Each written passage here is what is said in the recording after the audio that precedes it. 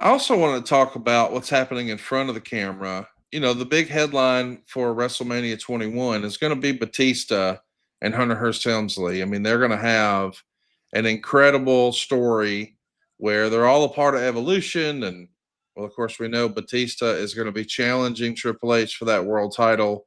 But when it's time for him to cut that big promo about how I think we fans assumed he was going to say he saw through Triple H, he masqueraded himself as a friend, but really he was just trying to take advantage of him and use him, and I saw through it all, and now I'm going to rip him apart limb from limb.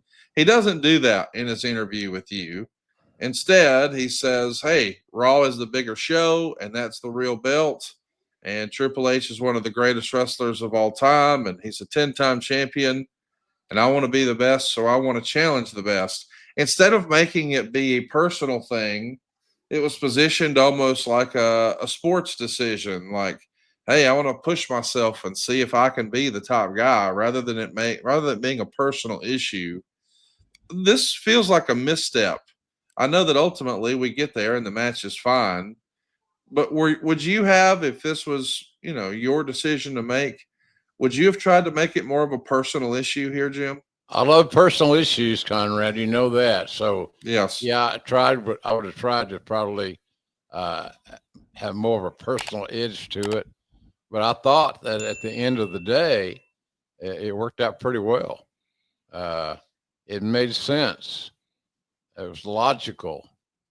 And with that said, I thought the main event at WrestleMania was very well positioned and addressed. We should mention that when he says Raw is the real belt, the Raw champion holds the real belt. There's a little bit of shade thrown at SmackDown there, which I never got why we would do that on TV. I get there's a point of pride behind the scenes with talent, but it does feel like maybe we didn't have to do that. But I want to mention SmackDown's doing really well. At the time, it is the fifth most popular English language television show in Hispanic homes. It's going to be behind American Idol, CSI, Desperate Housewives, and believe it or not, The Simpsons. But after that, it's WWE SmackDown. That's a big doggone deal. The show does a 5.8 rating in the Hispanic Spanish language shows or the Spanish speaking homes, rather. And a lot of that is because you've had a centerpiece like Eddie Guerrero, and now Rey Mysterio is Right. picking up where Eddie left off. Why do you think SmackDown was so well received in Spanish homes? Is it simply because of the station it was on, or because we were presenting Eddie Guerrero and Rey Mysterio as top guys? I the latter. Star power always means something special, and we had some great Hispanic stars of the generation.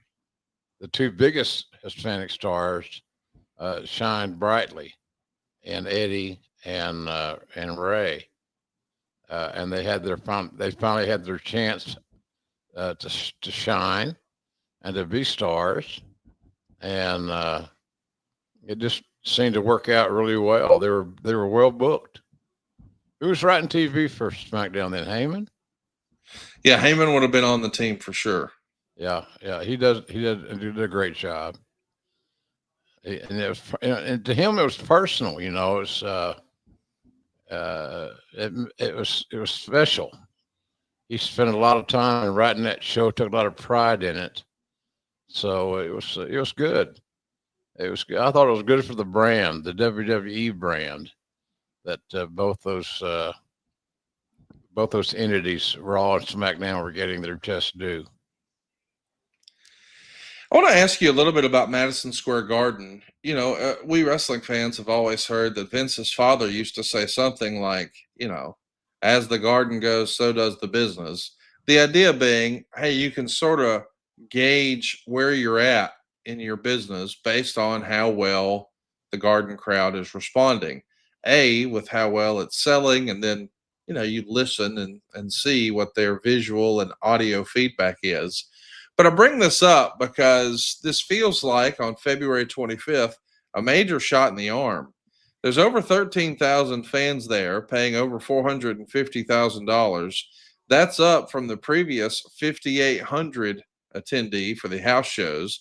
And really they've been doing 5,800 to 8,000 for the past several years. So to see that increase fans, maybe a big reason why is because we've got Triple H and Batista involved here in a tag team steel cage match. Flair and Orton are going to be their respective partners. But this does make you feel like, hey, man, fans are really with this Batista storyline. Is that a vote of confidence for Batista or just creative as a whole, do you think? I think Dave got some love on that deal. I really believe that. I think, people were ready to accept Batista as a top star. He'd been around a long time and finally was getting his just rewards as a top guy. He looked great. He sounded great. He was a little different. He didn't bring himself off to be like a pro wrestler. And so I thought it was good. I thought that whole WrestleMania 21 was one of our better efforts. I want to ask you about the WWE Hall of Fame. You guys bring that back in 04, and by 05, now we're starting to think about, hey, who are we going to put in? Vince likes the idea of celebrating WrestleMania 1. So let's get Hulk Hogan and Roddy Piper and Paul Orndorff and Bob Orton Jr. Anyway, the idea is celebrate WrestleMania 1. I wanted to ask from your perspective, what do you think Vince was trying to accomplish with bringing the Hall of Fame back? Like, after it leaves for a bit, he wants to bring it back. He wants to make it a part of WrestleMania weekend. I don't mean this to be funny, but what was the point of it? Are we trying to draw a house? Are we trying to sell tickets? Are we trying to make WrestleMania seem bigger? Are we legitimately trying to honor the stars of the past? Are we trying to make this a television special? What was Vince's big vision with bringing back the Hall of Fame and attaching it to WrestleMania weekend? I think it was making the event feel bigger, seem bigger. And those guys that were acknowledged certainly were deserving of it and deserving of the acknowledgement. I thought it made the event bigger. And so I was all for it. I thought it was a smart thing to do, and other entities, other companies, other sports, other things had the opportunity to shine and show their past, acknowledge the past. I thought was very smart. I think anytime you can do that, it's a good thing. I really do. So I'm all for the Hall of Fame, and Lawler and I went in together in 2007, and so it was a good scenario, a proud moment for me, but certainly one that I appreciate, and I still wear my Hall of Fame ring on almost a daily basis.